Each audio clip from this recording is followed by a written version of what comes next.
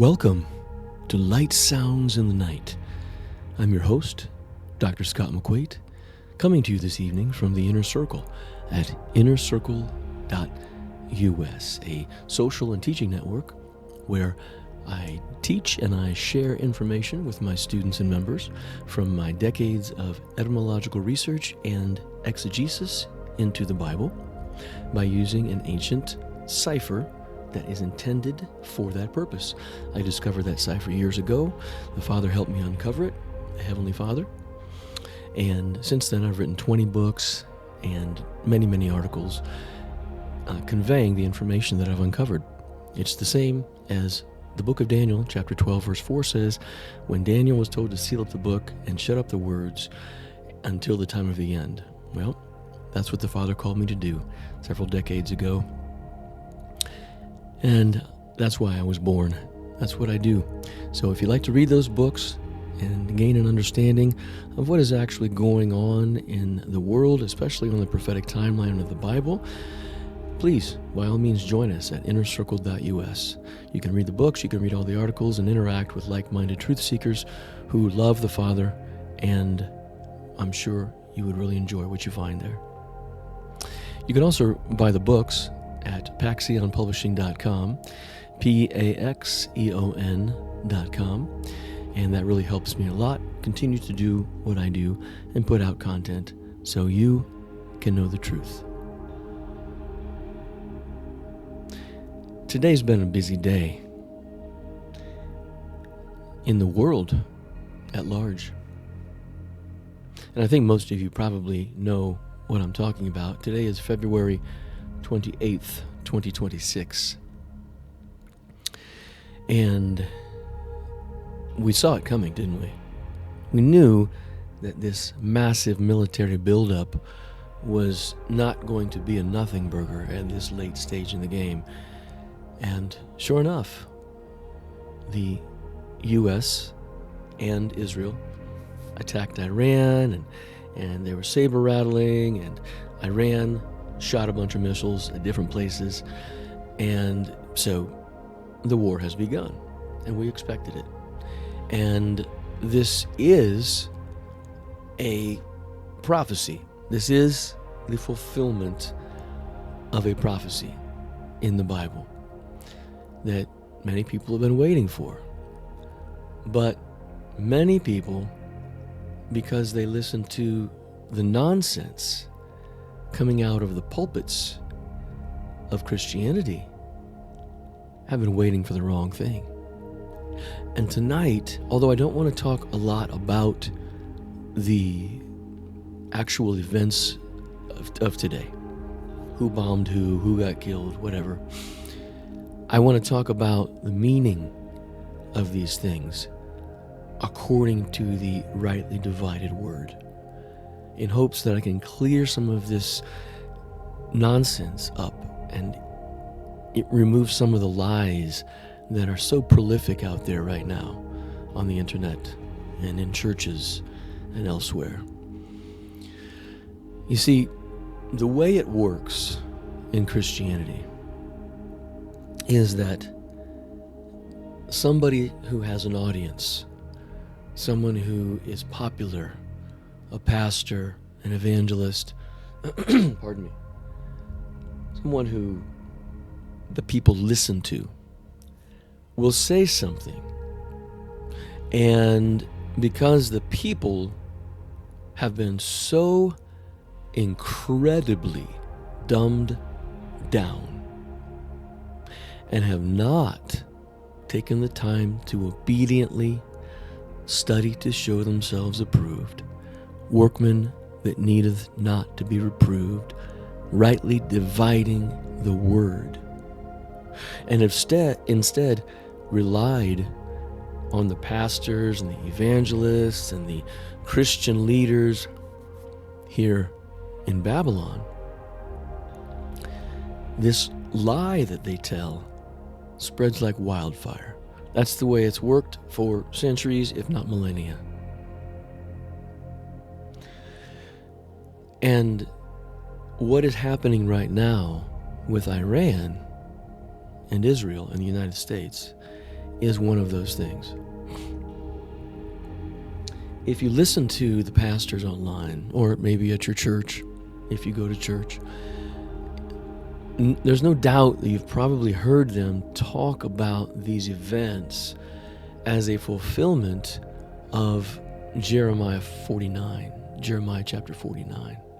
And they might mention a passage in Isaiah also, but they talk about Jeremiah 49 and the breaking of the bow of Elam, and how this is happening, and it's happening, and we knew it was going to happen, and God is going to set up his kingdom, and there's going to be a great revival, and this was all foretold, and they get everybody excited, and listen, I am the last person in the world to want to take any genuine wind out of your sails. I don't want to take any real wind out of your spiritual sails. But if the wind that's in your sails is not genuine, is not of the Father, is not of Christ, then you're being blown in the wrong way. So my job, as it has been for over 30 years, is to find and teach the truth so you can be free. Because what did Jesus say? He says, you will know the truth, and the truth will make you free. He didn't say Pastor John or Pastor Steve or this evangelist truth will make you free. He said the truth will make you free.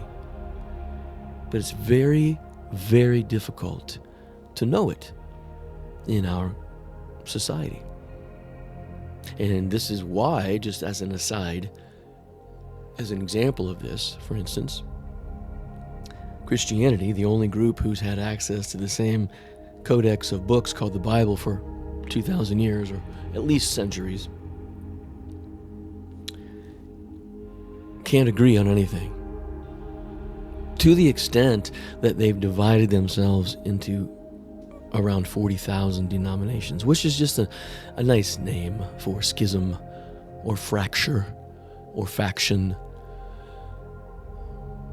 So, I mean, that is the literal definition of schizophrenia, from the Greek schizophrenia, meaning split mind. And James says a double-minded man is unstable in all his ways. So what is a institution or an organization that's divided 40,000 times? It's what Jesus said. He said, a house divided against itself cannot stand. It will fall. Cannot stand. So I believe what Christ said.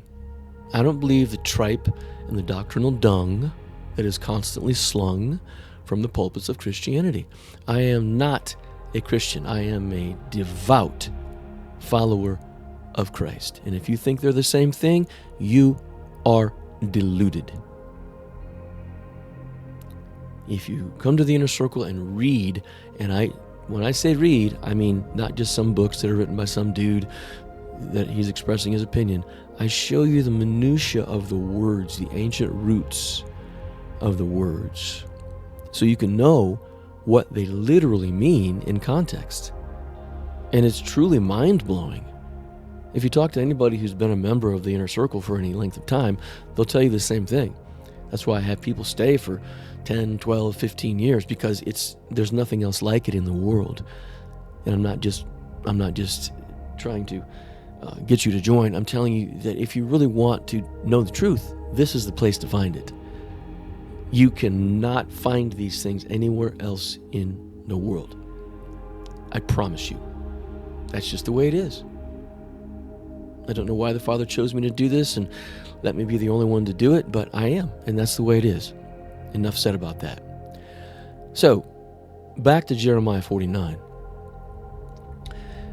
This is what it actually says. I'm going to read this to you, and then I'm going to explain some things to you that will help you sift through the garbage heap dump of religious rhetoric that is being dumped on the internet by these pastors who do not understand what's going on and are teaching lies.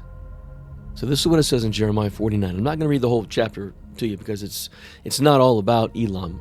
This part is, but it's a long chapter and it's unnecessary. So this is what it says. Jeremiah 49:34. The word of the Lord that came to Jeremiah the prophet against Elam in the beginning of the reign of Zedekiah, king of Judah, saying, Thus saith the Lord of hosts, Behold, I will break the bow of Elam, the chief of their might, and upon Elam will I bring the four winds from the four quarters of heaven, and will scatter them toward all those winds. And there shall be no nation whither the outcasts of Elam shall not come. For I will cause Elam to be dismayed before their enemies, and before them that seek their life, and I will bring evil upon them, even my fierce anger, saith the Lord. And I will send the sword after them, till I have consumed them. And I will set my throne in Elam, and will destroy from thence, from there, the king and the princes, saith the Lord. Verse 39 of chapter 49. But it shall come to pass in the latter days that I will bring again the captivity of Elam, saith the Lord. So, if you read that in the English, or especially in the King James, pardon me, it sounds very much like what is happening to Iran today, right? I mean, even it says, I will break the bow of Elam, the chief of their might. I mean, the Ayatollah was killed today, right? But that is actually speaking more about a weapon, okay, or the ability to use a weapon when it says bow, okay? But I don't want to digress. I want to focus on what is really being said here. And this is not my opinion. I'm going to teach you some history that you probably don't know. Maybe you do. Most people don't know it, though. And will help clarify what is actually going on here. Okay? Now, when it says Elam is going to be scattered and they're going to be brought down and all this, they're going to go to the four winds, the United States and the pastors who are their spokespeople want you to believe that's what's going on right now. All right. However, what they don't tell you, all right, is that this already happened. This is old. This is old. Okay. Persia, which is modern day Iran, okay, specifically the Achaemenid Empire, fell to Alexander the Great in 330 BC. That already happened. They fell. They were defeated. Alexander the Great defeated them in 330 BC. Okay? So, knowing that, we can't say that the events of today are a fulfillment of this. Okay? And some people might say, well, wait a minute, Dr. McQuate. It says in the last verse, in verse 39, that in the latter days I will bring again the captivity of Elam, meaning I'm going to capture them again. No, please don't misunderstand. They were scattered.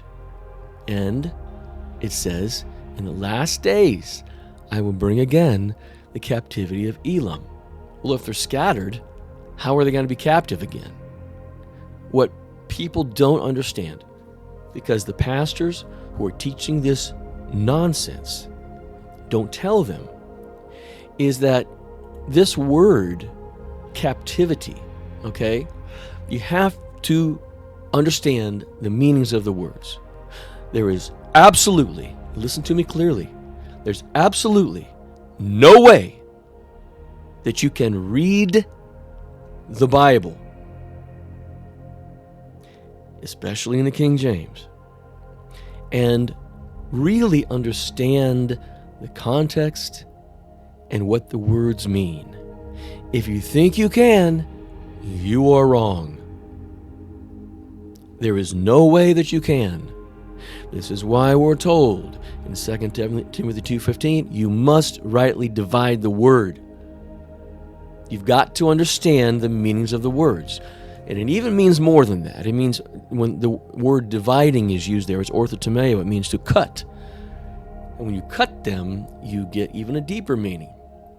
I'm not going to spend time on that tonight because it just takes too long to do that. You can read the books and the articles if you want more about that. But this word, captivity, and I'm going to read to you directly from what is called Gesenius' Hebrew Chaldee Lexicon. Okay, you can read the Strong's Concordance, whatever you want. Or Brown Driver's Briggs, whatever you want to use, okay? But I'm just going to read this, keep it simple. I'm going to tell you what it means. What this means is that it says, the word here used for captivity is shabut. Shabut. Okay? S-E-B-U-T. Shabut. And what it means, this is a direct quote, okay? To restore anyone to his former welfare and happiness. Okay? To restore anyone to his former welfare and happiness, or to be restored to their prosperity. Okay? It does not mean that they are going to be captive again. It also means to bring back the captives. So, Alexander the Great defeats Persia, the Achaemenid Empire, 330 BC. They're scattered all over the place, just like it says. And since then, they have done exactly what this chapter, what this verse says. In the latter days, remember, a day is 1,000 years, 1,000 years is a day, we're told. I think it's in 1 Peter. They have come back to their former welfare and happiness. They have been restored. Iran is very wealthy. Iran is very technologically advanced. They are not just a smudge on the global map. They are a force. They are tremendously wealthy with all the oil they have. They're very bright people, very bright scientists, right? But what you have is the pastors and everyone who follows them of Christianity wanting you to think that they're these evil, despotic, horrible, villainizing people, these villains who are just chopping people's heads off and all these kinds of things. And I shouldn't probably say that, but that's what they want you to think. How many of you have ever been there? How many of you have ever known anybody who's from there?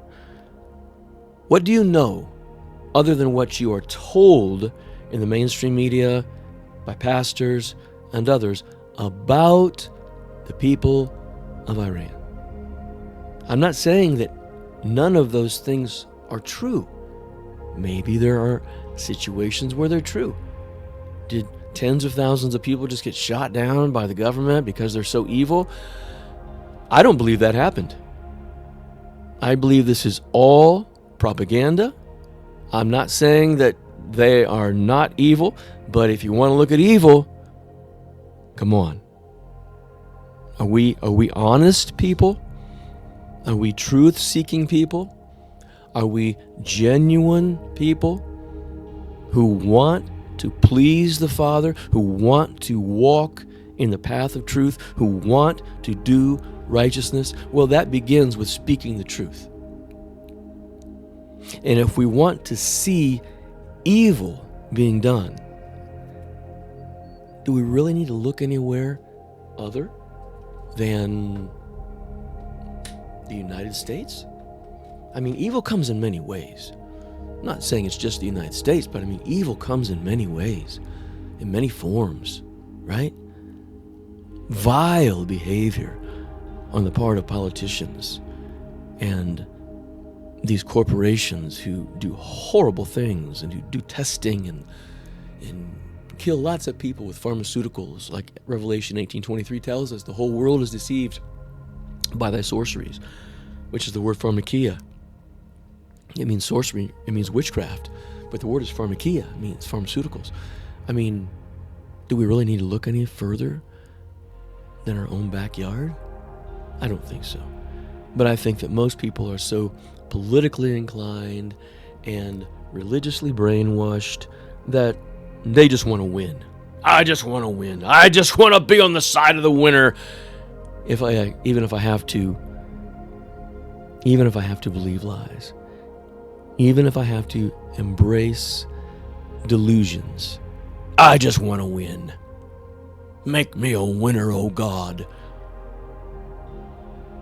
Who in their right mind, listen now, who in their right mind, who is an honest, sincere, sane person, would think that God would want to spread what we now know today as Christianity to another country? We have seen extraordinary hypocrisy, lies, all kinds of things supported by Christianity that are 100% vile. 100% vile. Christianity is the top force in the world to be reckoned with. Billions of people call themselves a Christian. But when it comes to standing up in number to be a force against evil, you don't see that happening. You see people acquiescing, sitting back, watching TV, looking at their phones, getting caught up and addicted to the cares of life. They're not following Christ. They may call themselves a Christian by name, but the Father in heaven is righteous, and He is pure, and He is honest, and His will be done. And His will does not include overtaking Iran and having a great revival of the end times and bringing in Christianity to this God-forsaken, wicked nation. Let me tell you something. That is bullshit. Make no mistake. That's nonsense. It's a lie straight from the pit of hell. That is not what is happening. What is happening right now is not Isaiah 49. Not by a long shot. I don't care how many pastors and Bible scholars, so-called, and theologians and evangelists and these Christian celebrities online are saying this. They are absolutely false. It is not Jeremiah 49 that is happening right now. That happened a long time ago when Alexander the Great defeated Persia and scattered them. And since then, they have come back and they have done exactly what this says. They have been restored to their former welfare and happiness, to their inheritance that they had at one time. The captives have been brought back. That is the definition of Shabbut. You have to apply it in context, okay? That is what the word literally means. It means to bring them back to a former state of prosperity. Iran is extremely wealthy. I've said that. I don't want to digress and go back again. But that has already happened. And something else I should point out is, you see, America is Babylon. In truth, the world is Babylon. The globe is Babylon. Babylon, by definition in the Greek, means to mix and confusion. To mix and confusion. And it is characterized, just like it says in Revelation 18:23, by witchcraft. Now, the meaning of witchcraft is very deep, and I'm not going to get into that in this cast tonight. I'm I'm not going to get into that in this show.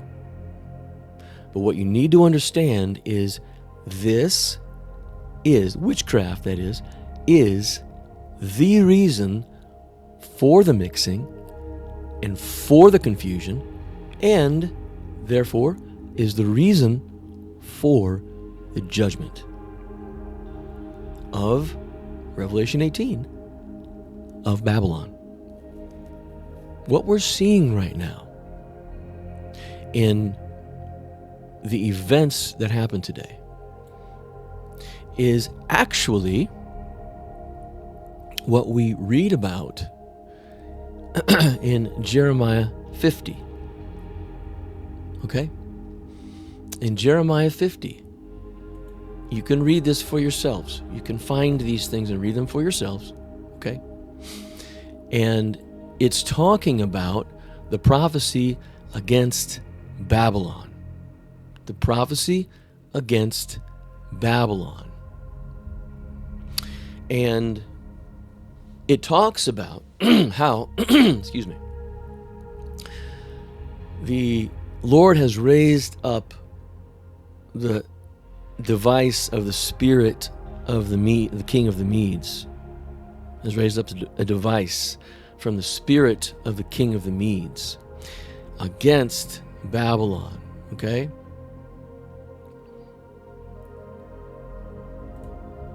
So if we read here in Jeremiah 50 verse 9, for instance, it says, "For lo, I will raise and cause to come up against Babylon an assembly of great nations from the north country, and they shall set themselves in array against her. From thence she shall be taken. Their arrows shall be as of a mighty expert man. None shall return in vain." And then if we go over to chapter 51, this is very long and I don't want to read the whole thing to you, but you can read it yourself when you have a chance.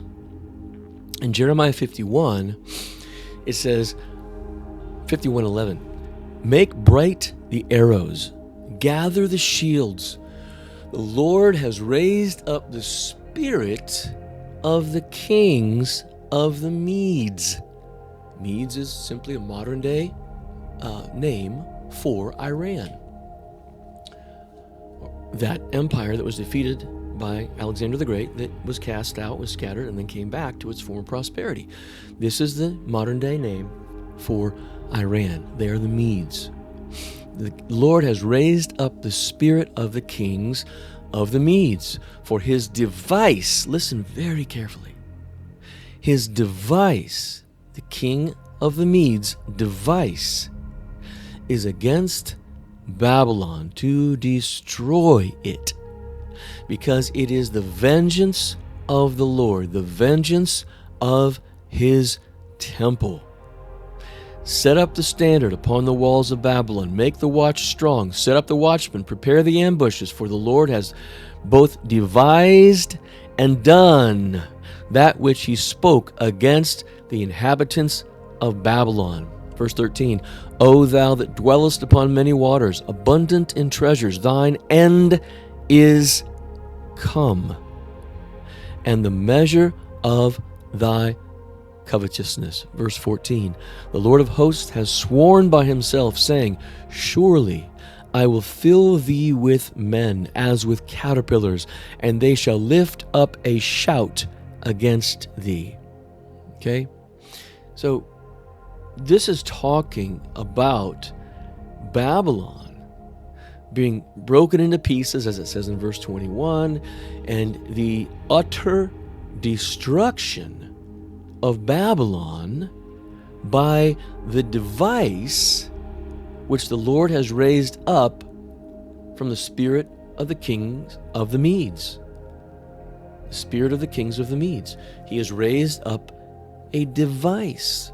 Now, if you have not, at this point, watched my previous videos on YouTube about 3i Atlas, its role in these last days, Babylon's destruction, the device of the Medes, what's called the Mizima. This word device is Mizima.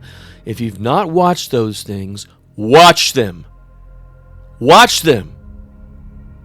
This information is not available anywhere else on the world. I don't care if you think that is arrogant to say. I don't care if you don't believe it. I do not care. If you want sincerely to know what is actually going on,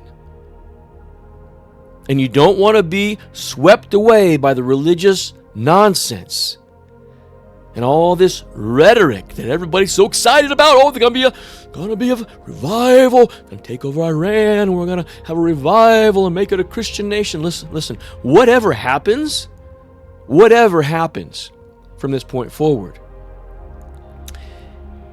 chapters 50 and 51, which are just different iterations of Revelation 17 and 18, and Isaiah 47 and Micah 7 and Hosea 7 and other places, and Nahum 1 are going to happen. It doesn't matter if you don't believe that. Well, I don't believe this. I don't care. The Father doesn't care. Your opinion matters as much as the dirt on the bottom of someone's shoe that walks by you at Walmart. That's how much it is worth if it is not grounded in the truth. People just love expressing their opinions, and they say, I believe this, I believe. You're deluding yourself. You believe something different than somebody else believes, and they believe something different than somebody else believes. And there's all these different beliefs that are proliferating all over the world. It's confusion.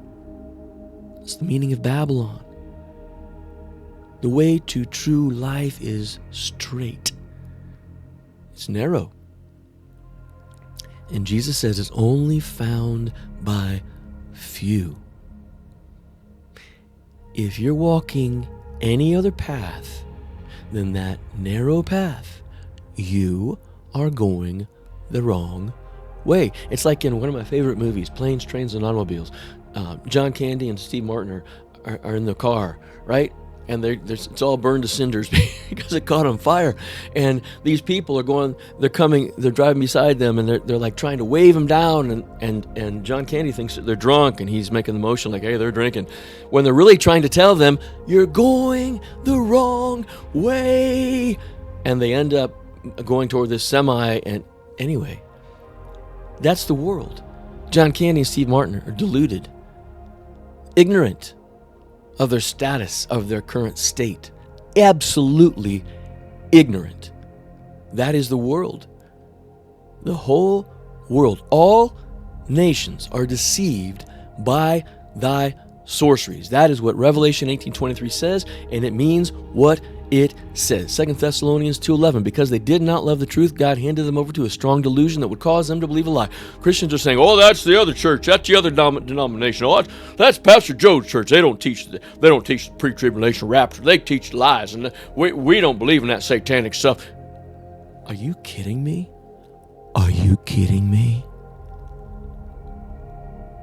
Everyone has gone their own way. If you are a Christian, I guarantee, no matter what your denomination, no matter what your intentions, no matter how sincere you are believing lies. If, on the other hand, if you are a follower of Christ, who was the very embodiment of truth, who told you in order to receive eternal life, in Matthew 19:27 through 30, you need to follow him. Peter asked him. He said, what is it for us who follow you? And Jesus said, those who follow me, which is akalatheo. It means to fully conform to his example. To believe him, not believe in him. Oh, I believe in Jesus. I believe in Jesus. Yeah, I believe in Jesus. That's the biggest bunch of bullshit. To say you're saved because you believe. I don't care what Paul says in the New Testament. That is not what Christ taught. Believing in him it means you're going to follow him. believing that he was raised from the dead, and all that Paul says is required for salvation. That's not what he was talking about. When he says you must follow me, he's saying you must fully conform to my example. And then he told Peter, those who do that will receive eternal life, will judge with him from the thrones, and will receive back 100-fold what they gave up to follow him, which is wives and children and homes and lands, and he gives a whole list. And then he says elsewhere, he says, he who hears my word, which in the Aramaic is the same as voice. It's talking about what he's saying to you, but it literally means a tone. Literally. It's a frequency. It's a tone. That's what it literally means. Don't tell me any other horse shit about what it means. That is what it means. This is why they have all these these pharmakia, right? These witchcraft commercials to sell you these drugs to get rid of that tinnitus.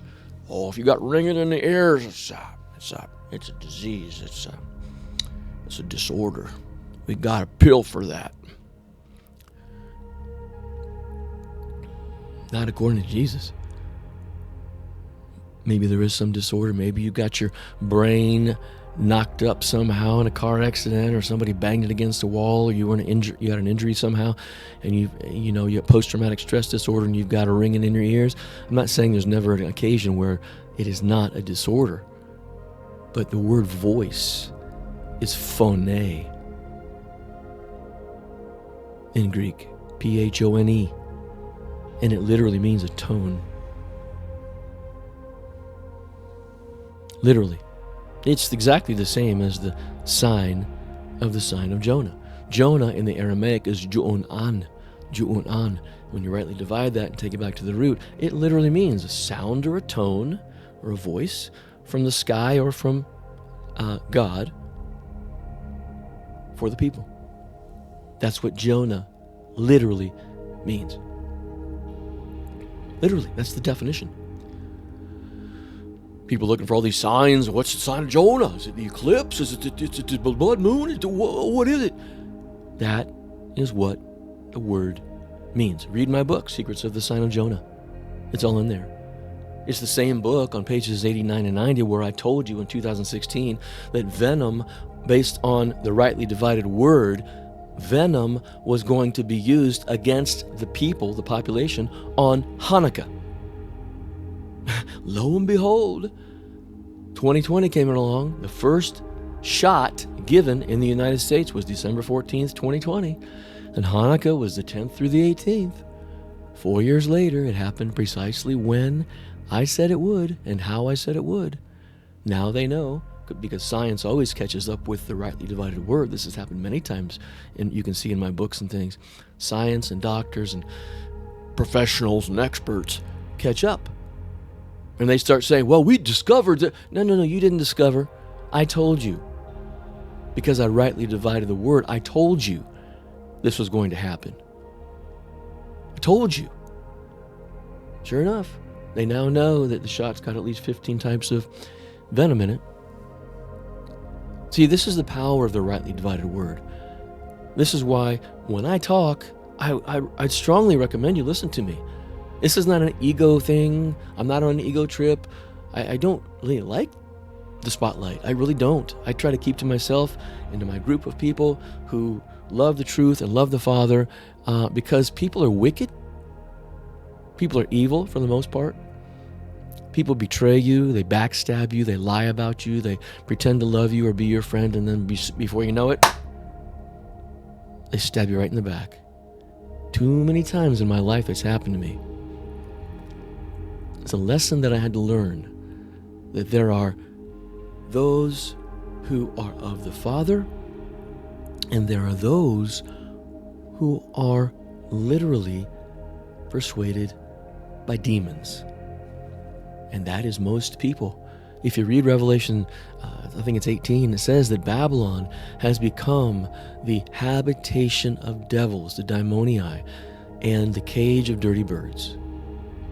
This is what we are dealing with in our world. And you think the Father is going to honor Babylonian military armament or presence against any country to usher in the religion of Babylon, you've lost your mind. You've lost your mind. Any pastor who teaches this kind of stuff is teaching falsely. Babylon is going to be destroyed. I did at least 2 videos on this. I wrote several articles about it, and I want to tell you, it takes a long time to write these articles, okay? And most people don't appreciate, they don't appreciate things like this. I can have 10,000 views and one person can buy me a coffee for $5. You know what? And you know why? Because most people are absolutely selfish, ungrateful, entitled people who do not care about the truth or the work that has to go into it to find it, to mine it out. When you do exegesis properly, it can take me, and no one else does it like this, I'm just telling you, but it takes me sometimes to do one word. It can take me an entire day, literally, when you do it properly, because you have to take it back to the logograms of the root. And one logogram can have literally 10 or 12 definitions. But then there can be another logogram that is a numbered logogram, meaning it sounds a little different, but it's the same spelling. It's hard to explain. I can't explain it on this show, but people have no appreciation for this information. I'm very glad that the end is upon us, because the Father's will is going to be done. He is going to eradicate the evil ones. He's going to do away completely with witches and the witchcraft they practice. And believe me when I tell you, you have no idea. You have no idea the depth of witchcraft in this world. No idea. It has infiltrated every single facet of society. When you go to Revelation 18:23 and you break down the word deceived, in the Aramaic it's doiia. Let me tell you, I'm not going to get into that tonight. First of all, because people don't appreciate it when I spend extra time. No, I'm not going to do it. You can read the books and read the articles or watch some of the videos which give you a little brief synopsis, but I'm not going to spend more time. I'm not going to spend more time putting incredible pictures up here and all this kind of stuff for these things. No, I'm not going to do it. You get what you get. You don't show appreciation, you get what you get. I am in the business of giving you truth. Tremendous, extraordinary, salacious, delectable, life-changing truth that you will not find anywhere else in the world. Ever. And believe me when I tell you, I know how Christ felt when he went up against the Pharisees, those fools, those satanic vipers, those nest of snakes. I know it. I know it. I deal with it all the time. If you want the truth, go to the Inner Circle, buy the books at Paxion Publishing, because I'm not going to put a lot more of this stuff on YouTube. It's casting pearls before swine who are unappreciative and do not give a damn about it. And I'm going to be following Christ from this point forward in regards to not casting my pearls before swine. That has different meaning, different layers of meaning, but this is one of them. I'm here to tell you that what is being told to the population from these pastors about Elam's bow being broken and all this kind of stuff is nonsense. Jeremiah 50 and 51 is underway. Okay? And I'm going to tell you, you know why it's hard for them to understand that Jeremiah 50 and 51 is underway, besides their religious preconceived ideas and their theological boxes that they're trapped inside of. Here's why. Because Luke 19 says something really interesting. It says the day will come, and I'm paraphrasing, but this is what it says. The day will come when your enemies will build a wall around you. It's a trench or a palisade in the Greek, and will level you to the ground and kill the children within you, because you did not know the day or the time of your visitation. How could you not know that something so devastating, something so traumatic is happening? How could you not know? Well, because they were not watching. This is why Jesus, Asu, I call Jesus Asu, said 4 times in a row, watch, watch, watch, watch. And he told us elsewhere, if you do not watch, I will come upon you as a thief. What he's saying there, I've said this before in other podcasts, what he's saying there, he's coming for the thief. He's coming for the robber. The children of the king are not robbers. The children of the king did not murder the only son and rob the inheritance. Did you know that's what really happened? You did. Your pastor never told you that? Oh, okay. I'm sorry. Okay, you say your Bible college professor never told you that? Your seminary professor never told you that? You never learned that in Sunday school? Well, see, this is one of those inconvenient passages that they just ignore because they don't understand how Jesus could lay down his life and how it could be murdered and those who murdered him destroyed for doing so. Exactly like it says in Mark chapter 12. They saw the only son who was sent to be a messenger. They saw him coming, and they decided to murder him and steal or rob the inheritance for themselves. It's exactly the same thing that it says in Ezekiel when it says that Lucifer walked up and down in the midst of the stones of fire when in Eden, but you don't know that. You may have heard that before, but you don't know that. You don't know the connection there because you don't know that to walk up and down in the midst of is a Hebraic term, a Hebraism, which means to steal or rob. So you didn't know that. You say, well, then why did Jesus lay down his life? Well, what's this? For the propitiation of sin? Well, yeah. But you don't know what sin is. You don't know what sin is. Neither do the pastors. They don't know how it could be both ways. How could he be murdered by evil people and he laid down his life for this murder to happen and this to be the will of the Father? And the reason is because the ones who did it needed something from Christ in order to propitiate sin. Propitiate means to appease or placate.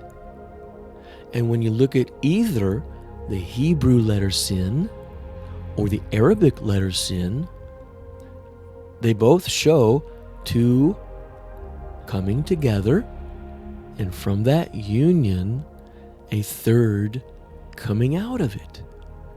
Two coming together, and from their union, a third emerging. And in the etymological dictionaries and other places, both of these letters that are called sin in Arabic and Hebrew are compared to W. Because when you do that, when you come together with another person and a third comes out of that union, you are doubling you. You are replicating yourself. That is called sin. But there's so much that you don't know, just like the pastors of Babylon, because they know doctrines, they know hermeneutic techniques, They know how to translate things according to the hermeneutics, but named after Hermes, the trickster, but they don't agree on anything because the hermeneutics they use lead them to thousands of different answers. That is schizophrenia. That is being double-minded, or much more. That is the house divided against itself that will not stand. And that house is Babylon. Believe me, when I tell you something, you need to understand it. You need to believe it. It's all in the Bible.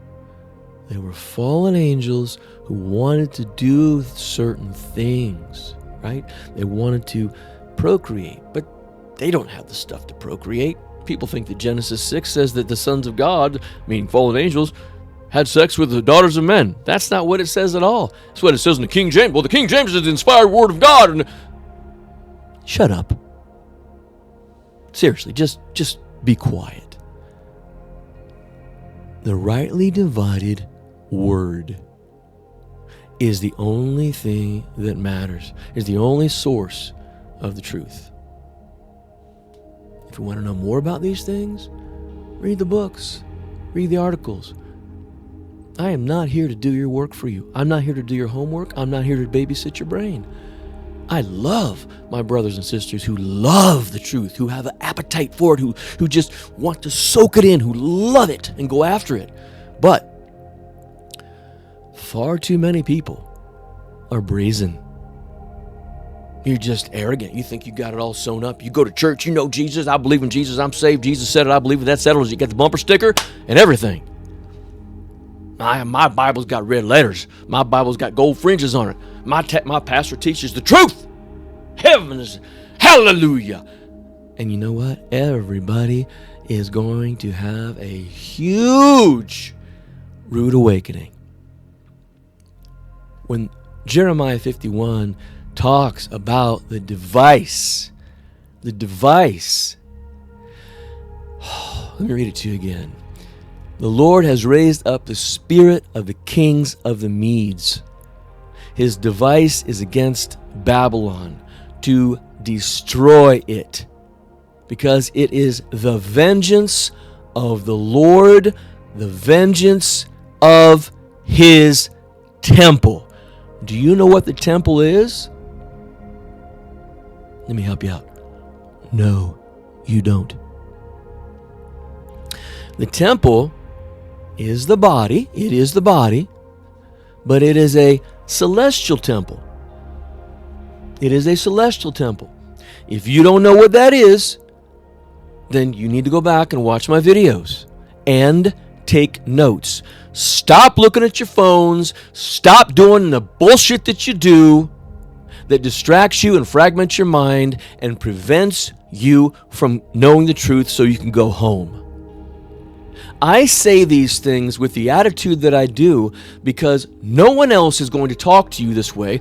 Everyone else is going to dance around your tender sensitivities and your theological predilections, and they're going to just never tell you the truth. Oh, I don't want to offend you, sister. I don't want to offend your brother. You can believe that, and I'll believe that. We'll just agree to disagree. Is that how Jesus handled it? You see, everything I do in my life, I do my very best to emulate Christ. And sometimes that offends people. And that's okay with me. I don't do it for the purpose of offending people. I don't want to offend people. But I will not ever, ever, ever, ever, ever act and behave like the pastors, the theologians, these so-called scholars, and other ridiculous characters in Christianity. They are simply religious politicians. I am a follower of Christ, and I do my very best to behave and speak like he did. When he went into the temple, he took the time to make a whip. My goodness. Took the time to make a whip out of reeds, and he went in and he beat the shit out of the money changers and flipped the tables over and told them to get out. You've made my father's house, the temple, a den of thieves. Or maybe you think he did this in more of a Christian way. Hey, look, guys, I don't want to cause any waves. I don't want you to not like me, but I'm gonna flip your table over because I gotta do it. Okay? It's nothing personal against you. Nothing personal. Oh, I'm sorry. Did I step on your basket there? Look, I don't want to cause any trouble. People have emasculated Christ. They have made him into some kind of a wallflower, like he's nothing more than a picture on a wall. A sissy. And that's not who he was. You see, there's so much that you don't know. So much that you don't know. Because many of you have followed Christian doctrines and tripe.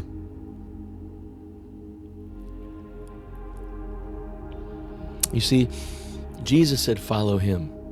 Follow me. There's a reason. No one ever asks these questions because they just are going like they're the train on the track and they can't get off the rails. They're like on the religious rails and like, yeah, here we go down the road, going to the chapel, and we're gonna get married. And they just go and they can't get off the track and they just go. Woo-hoo, yeah, we're going to heaven. And they don't even stop to think, is this right?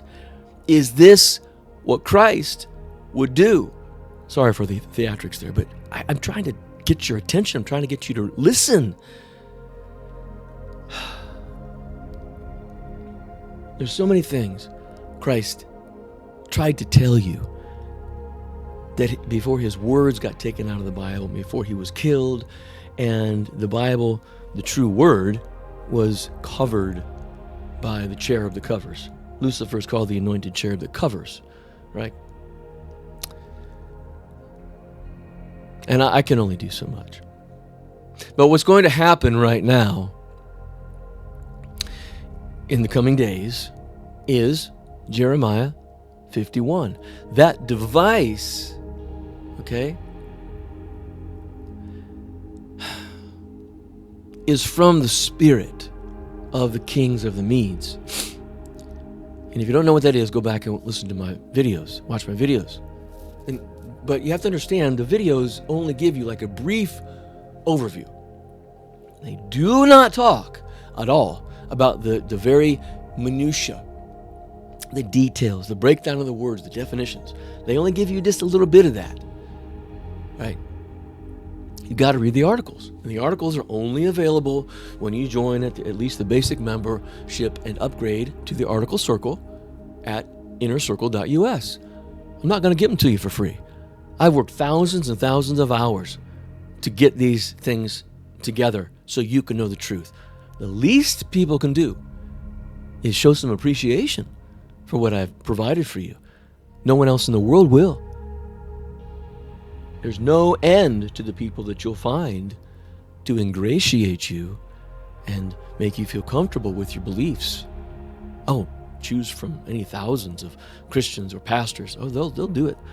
Oh, sister, come to our church. We love you. We love to see you there. So if that's what you want, go that route. If you want the truth that Jesus said will make you free, you can find that at the Inner Circle. But back to this device. This device is a mazima. And mazima is spoken of in the ancient text. You have to do a lot of deep searches, etymological research, to find out what this is, because they buried it. They buried it.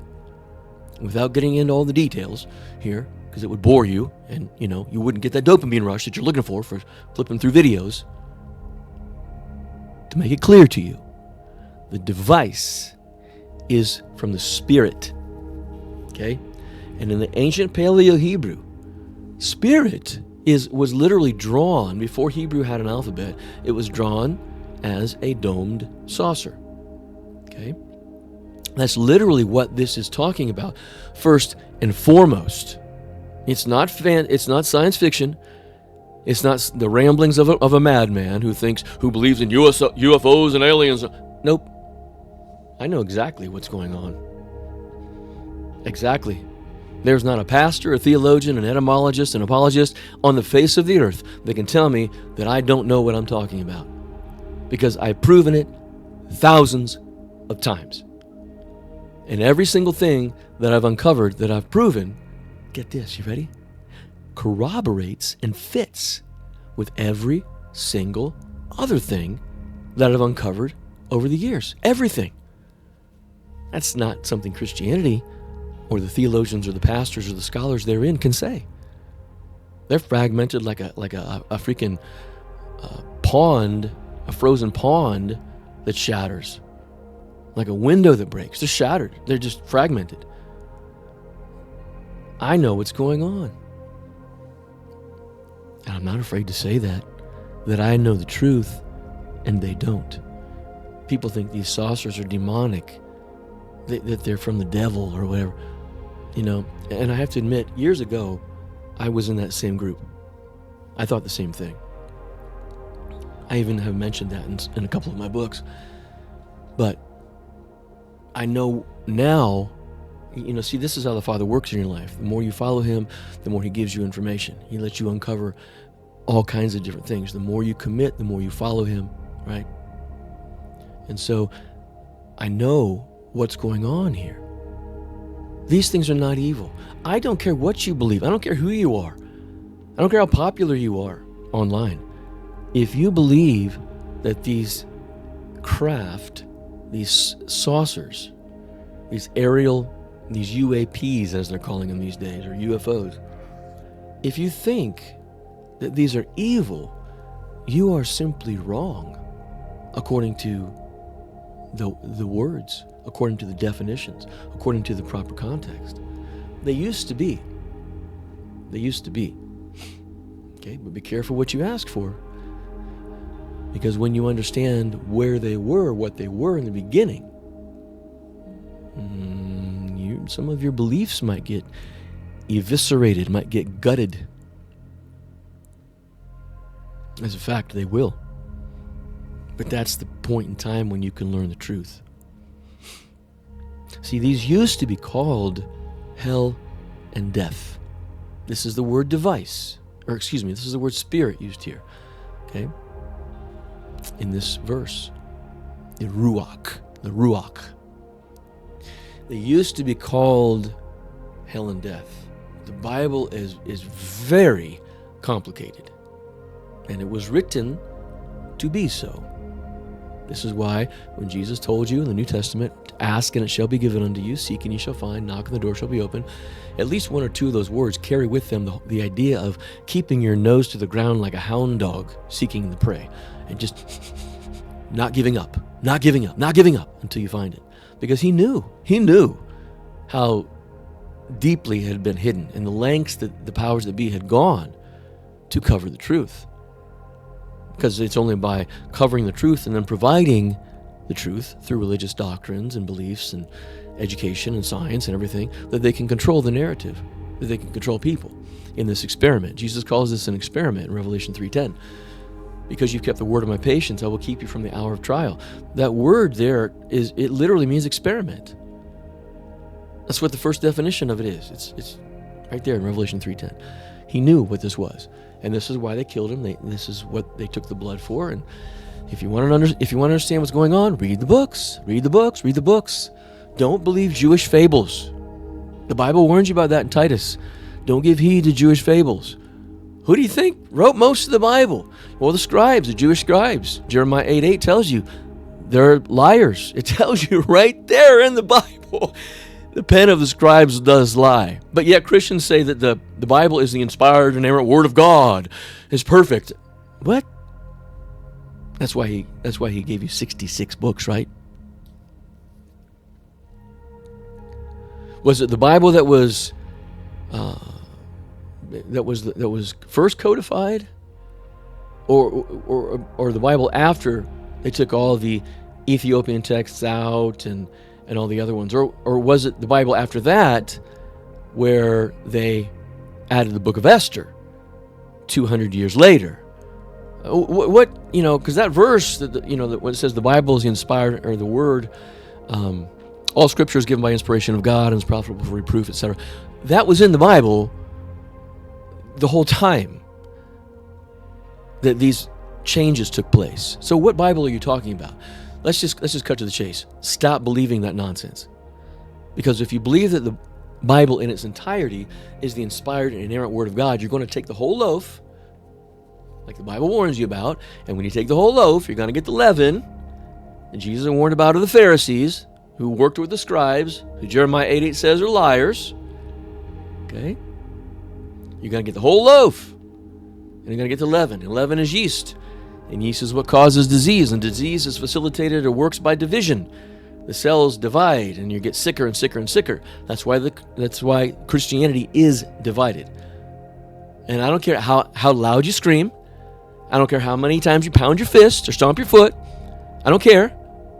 Or how popular you are. I don't care. If you believe those things, you believe lies. And if you teach those things, you are teaching lies. Period. No exceptions. In order to get the truth, you must do what 2 Timothy 2:15 says. You must rightly divide the word. That word dividing is orthotomeo. It means to cut. And believe me, I've been in pastors' offices. I've talked to seminary professors, Bible school professors. Listen, they all say the same thing. Well, you can't take away from the Word of God. Well, stop believing that the whole Bible is the Word of God, and you won't have a problem obeying. You must cut the Word. You must. So, my advice to you is stop following Christianity. Just stop it. And instead, follow Christ. Do that. Stop following Christianity and follow Christ instead. Do what He said. He who hears my word, which in the Aramaic is the same as voice, it means this word, but it means the tone, the sound also, and believes in the one who sent me, will not come into condemnation, but will be raised to everlasting life. It's pretty simple. It's pretty simple. Very similar to what he said to Peter in Matthew 19:27-30. Those who follow me is akalatheo,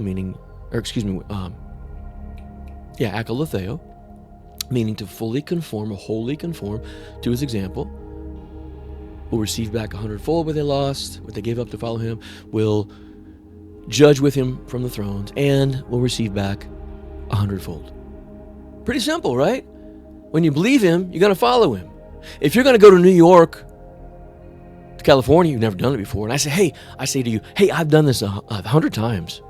I used to work for a business, and I had to travel this path all the time. I will draw you a map, and I will take you the safest route, the most beautiful route, keep you away from all the traffic and all of the dangerous things, and it'll be the quickest route also. Are you going to follow that map? Are you? Well, what determines whether or not you follow that map is whether or not you believe me. You see? If you think I'm a nutcase, if you think I'm a fool, if you think I'm a charlatan, if you think I'm a false teacher, if you think all these things, you're not going to follow it. That's what Jesus was trying to tell you when he said, you believe in God, believe also in me. It doesn't mean believe in him like he existed. Yeah, I believe in Jesus. I'm saved. I believe he died and rose again. I'm saved. That's not what Jesus told you. You see, again, you have a choice to make. You can believe what is said about him, or you can believe what he said. You can believe his words.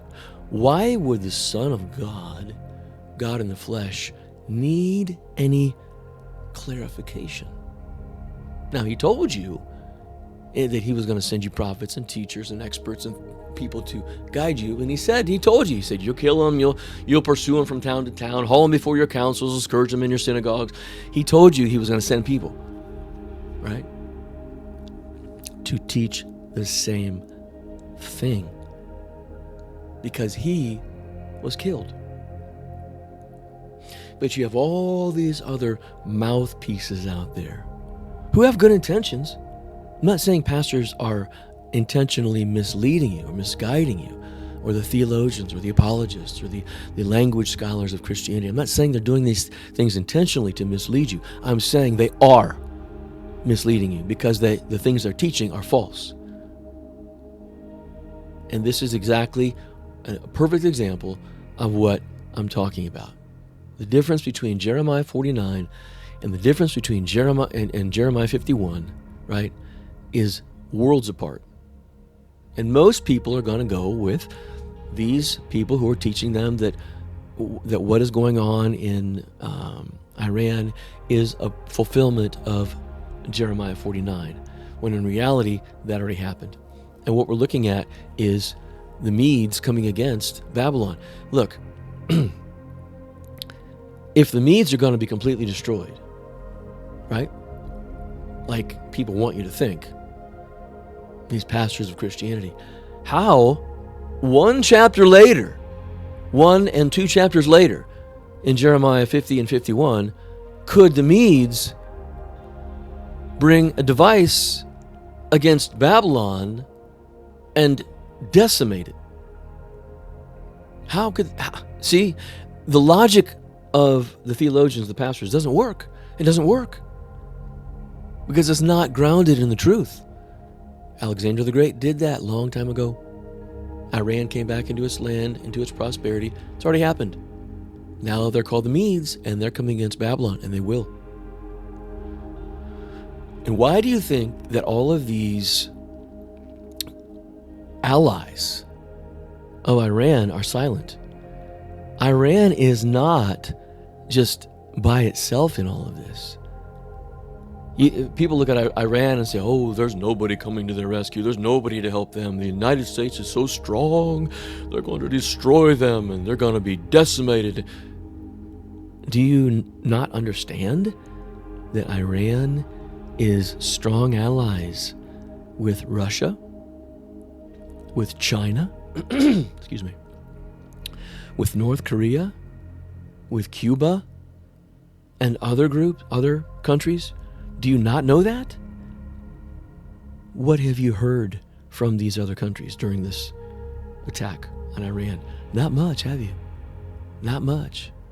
Well, maybe this is what the Bible means in the verses I just read you a little bit ago about a great host coming from the north country to destroy Babylon. Have you thought about that?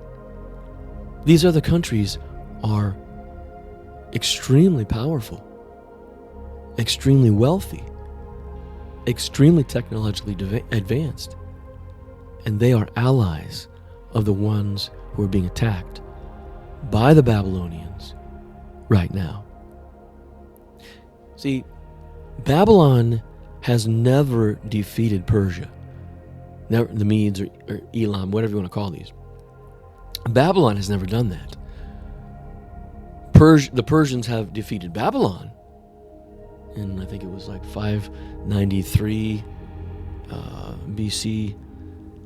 After Nebuchadnezzar was king, there was another king, I forget his name, but and his son was the regent at the time, who's talked about in the historical text. But the opposite's never happened. Babylon hasn't destroyed Persia, hasn't overcome Persia. And there's nothing new under the sun. What has been before will be again. There's nothing new under the sun. We live in cycles. Babylon is not all of a sudden going to destroy and decimate Persia. You see, only in the deluded minds of deluded theologians who fiercely argue their beliefs outside of the context of truth.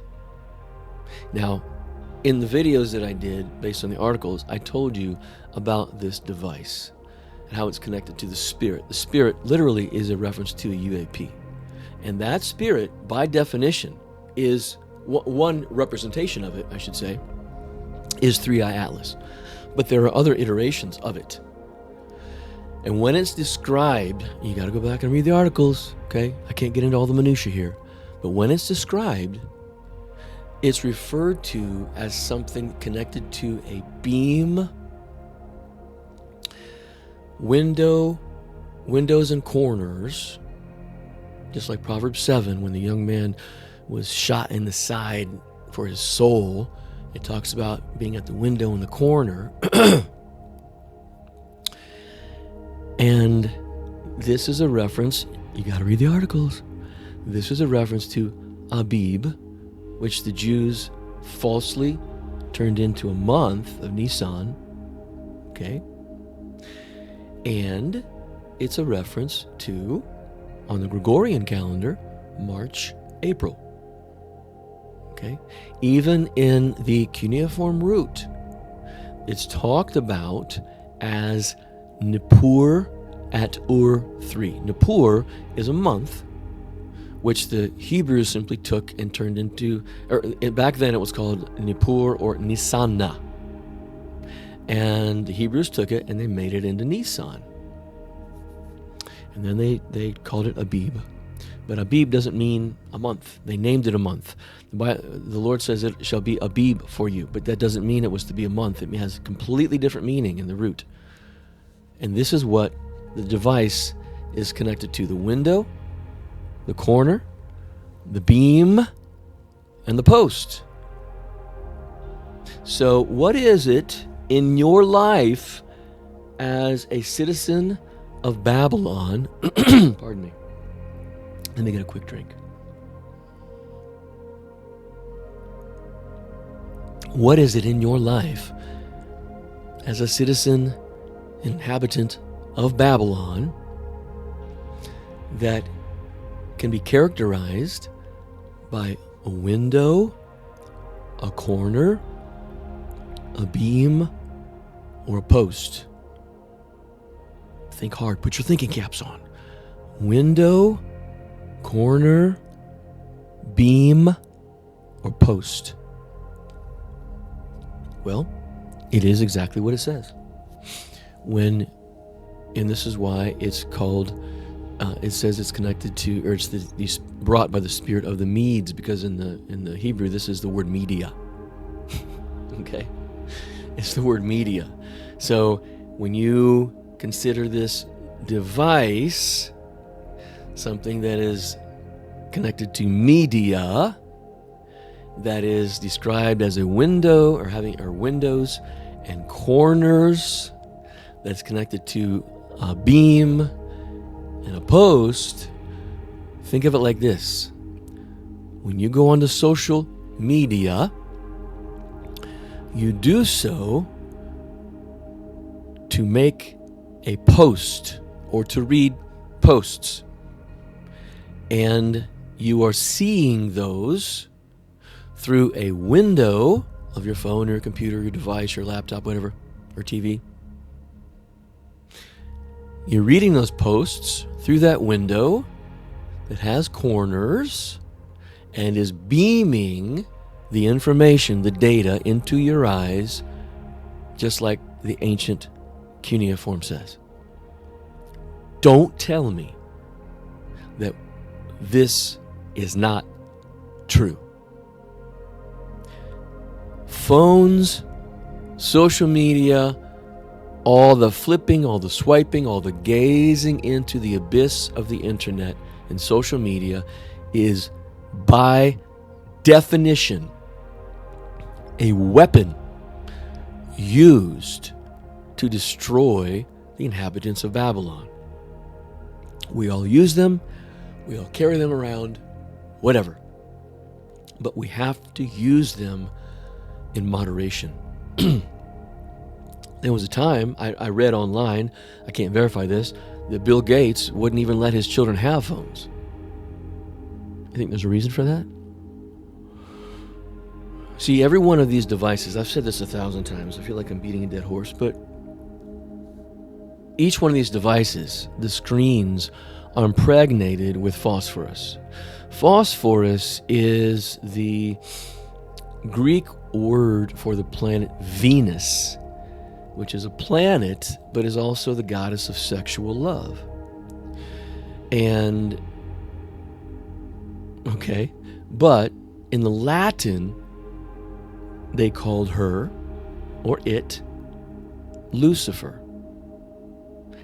Lucifer is phosphorus. That phosphorus, when it becomes oxygenated, becomes a phosphate. That's one of the two molecules in your DNA. If you want to know all the details about this, you're going to have to read the books. Or join the inner circle to read the books, whatever you want to do. Just join at the basic level at least, okay? And you have to upgrade to the article circle then. But this is what one of the meanings is of this device. You see, this is why it says in Luke 19, the day will come when your enemies will build a wall around you, a trench, palisade around you, and will level you to the ground and kill the children within you, because you did not know the day or the time of your visitation. You weren't watching. You weren't listening for his voice. What's the Greek word for voice? P-H-O-N-E. What were you looking at? I was looking at my phone. Which by default means you weren't watching. Do you understand?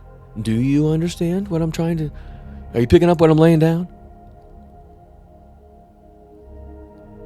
You can watch the Father, listen to his voice, or you can drown in social media and all of the related things, okay? Now, I own a social network, but it's altogether different, right? It's all about me posting articles and things like this. It's not about, going from, Instagram to Facebook to YouTube to TikTok to da. You're getting dopamine rushes in your brain, and science has now proven that is eroding your brain. You're destroying your brain, literally. Now, that being the case, I said this earlier today too.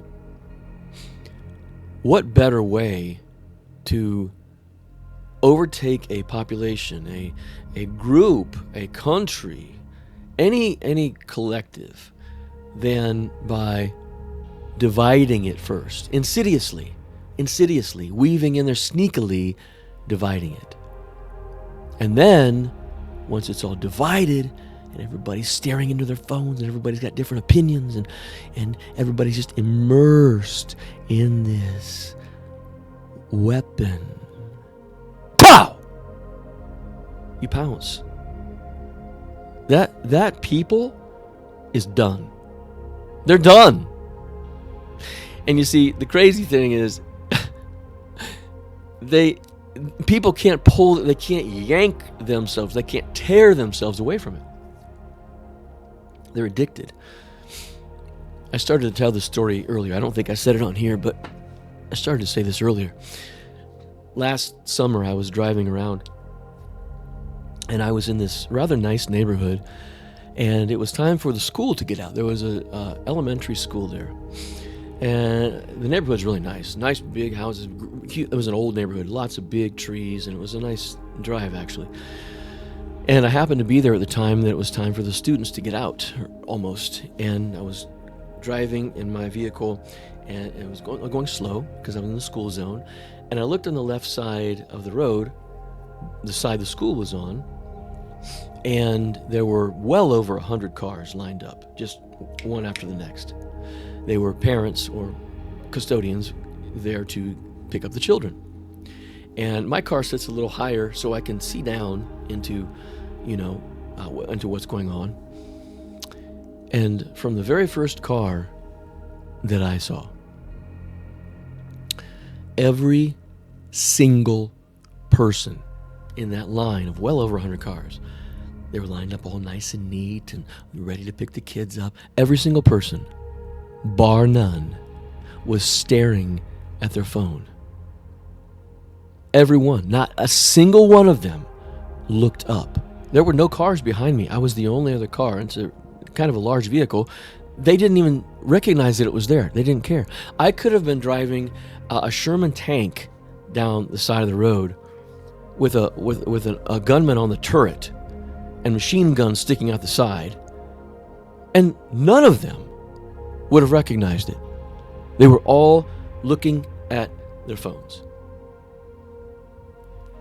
It reminds me of the story of, I think it was either Joshua or Gideon, I forget who exactly, but the Lord told him to take the men down to the water and choose which men were suitable for battle. And he said, if the man goes down to get a drink with his mouth, he goes all the way down with his mouth, he's not suitable for battle. Only choose the men who bring their hand down to the water and bring the water up to their mouths to fight, who are ready for the battle. Why is that? Because when your head's down, when your head is down, you're not aware, you're not awake, you're not what? You're not watching. You're in the PHONE. You're not watching and listening for the PHONE, which is the Greek word for voice, for God's voice, for the Father's voice. See, it's one or the other. Moderation is the key. But I digress. My point is, Jeremiah 50 and 51 are getting ready to happen. And if you are not aware of all of the celestial things that are going on right now, the planetary alignment of the 6 planets, the 3 consecutive blood moons on Purim in 2024, 2025, and 2026, and all that's going on, the exponential increase in earthquake activity, the exponential increase in volcanic activity. If you're not aware of these things, you're asleep. You need to wake up. You need to wake up. And you need to follow Christ. If you want to know how to follow Christ, come to the inner circle. Please, come. Join us. It's nothing weird. It's not a cult. It's nothing crazy. It's a website. And you can learn. Or not. It doesn't matter. It's just there for you if you want it. All right? I devoted myself decades ago, over 30 years ago, to learning and finding the truth and applying it to my life and teaching it to others who were willing to listen. And since then, the Father has done amazing things in my life to bring me to the point where I can do what I do and find things that nobody else has ever been able to find, ever. Daniel was told to seal up the book and shut up the words back in Daniel 12, verse 4, in 586 BC, only to be opened and unsealed at the time of the end. Well, it begs the question, if that book is referring to the truth, what has Christianity been teaching? What has any religion been teaching? I open the book. I unseal it. I unseal the words. That's what I do. They've been covered over. I don't care what you believe. I don't care what you believe. Doesn't mean I can't love you and appreciate you, but I don't care what goes on in the gray matter in your brain, because Babylon is all about brainwashing, indoctrination. This is why Asu had a hard time against the religious leaders and the politicians and all this, because they were all about serving Caesar. The Jews said to Pilate, "We have no king but Caesar." What's that tell you? They don't have, their king is not the Father. Their father's not the king. And they're the ones that were responsible for the death of Christ, which was the truth. You better listen to me when I talk to you, because there's very few people in the world that are going to even talk to you anywhere similar to this, because they all care about what you think about them, or they don't want to hurt your feelings, or, make you mad at them, offend you. I don't care about that. I don't want to do that, but the natural outgrowth of speaking the truth is you're going to offend people. That's just the way it is. All Jesus did was speak the truth, and man, they hated him. Woo! The crowd shook their fists when Pilate said, "This man has done no wrong. I see no wrong in him." And he said, "What do you want me to do? Crucify him."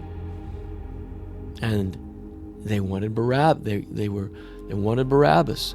Well, if you don't know the significance of that and how Barabbas is connected to Barnabas, woo, you missing out.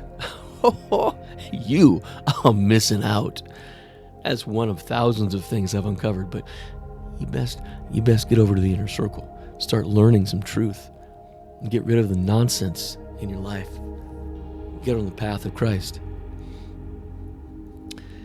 Babylon and those who serve its ways and adhere to its religious beliefs and everything related is about to have a huge rude awakening.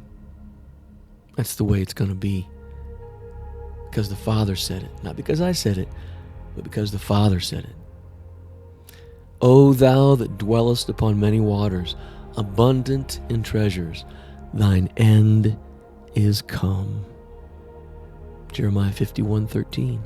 That end is brought on by the Spirit of the King of the Medes, which brings the device. Guys, I'm telling you, listen, things have been covered for a long time. And in their place has been put all kinds of lies that you've been taught are true.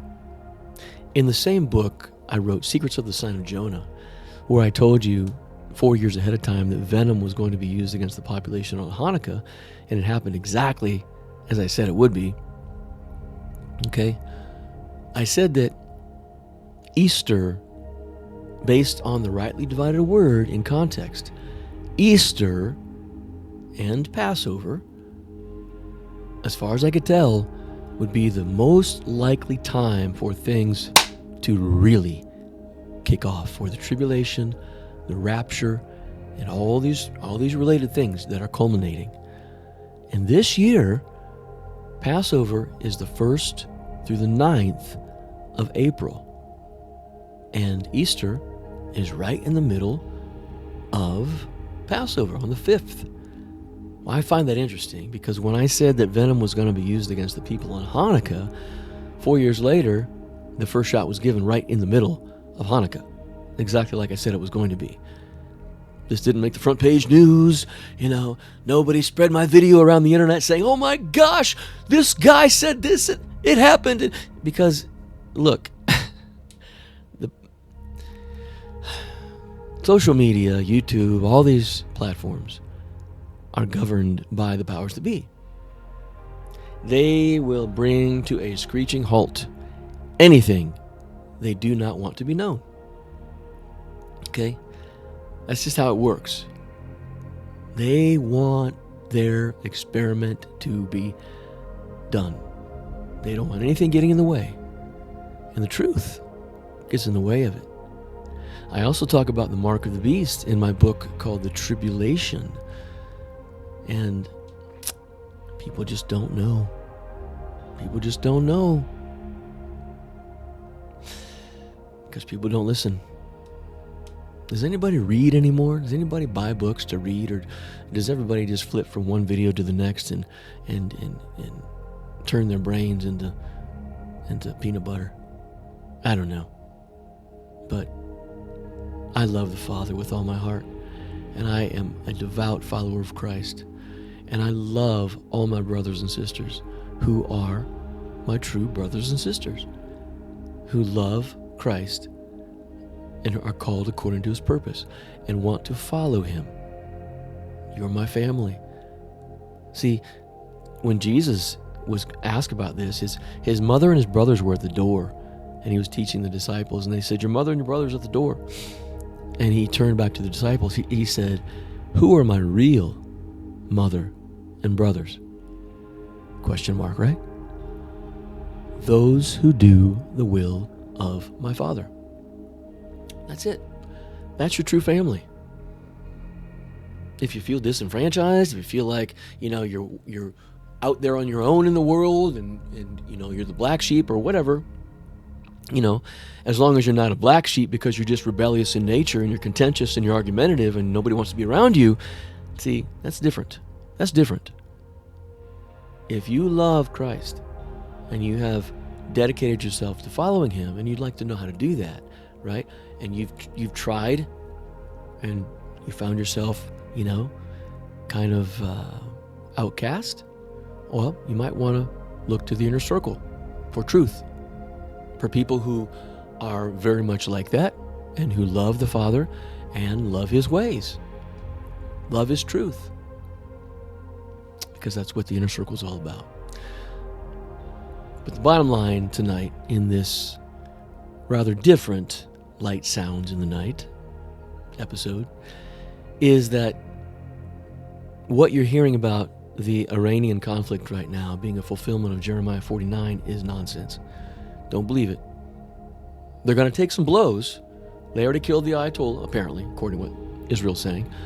They're going to take some blows, but rest assured that China, North Korea, Russia, Cuba, and others are not just sitting back, silently watching in the shadows, going to do nothing. Rest assured, the day of Babylon's end is imminent. It's going to happen, just like the Bible says. So, watch the videos I put up on YouTube. Read the books. Please, get the books, for crying out loud.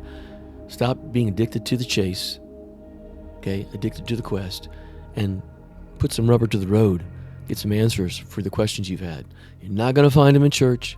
I guarantee it. You're not going to find them from any of the pastors of Christianity. I guarantee it. They're well-intentioned, but what does the old saying say? The road to hell is paved with good intentions. And they all teach different things, so that ought to tell you something. All right? I love you. I appreciate you. Thank you for listening tonight. I hope that this actually gave you some insight into what's going on in the world and gave you some hope that the Father is in control. The truth will be known, and his way, his purposes will be done in this world. And that means that the emancipation, call it the rapture, call it the ascension, call it the rescue, it's all throughout the Bible. Anybody tells you different doesn't know their Bible. Trust me. It's all throughout the Bible. It means that it's imminent. It's going to happen anytime. All the prophecies that were said to happen before that have already been fulfilled. Most people don't know. The horsemen are already riding, all these things. Read the books, read the articles, okay? But they're already done. Already done. The abomination is even standing in the holy place, for crying out loud. It's already done! Whew. Oh gosh, you're missing out on so many good things. All right. I've said enough. I hope that it makes sense to you, and I hope that you learned something in this episode of Light Sounds in the Night. Thanks for joining me tonight. I hope you're safe wherever you are.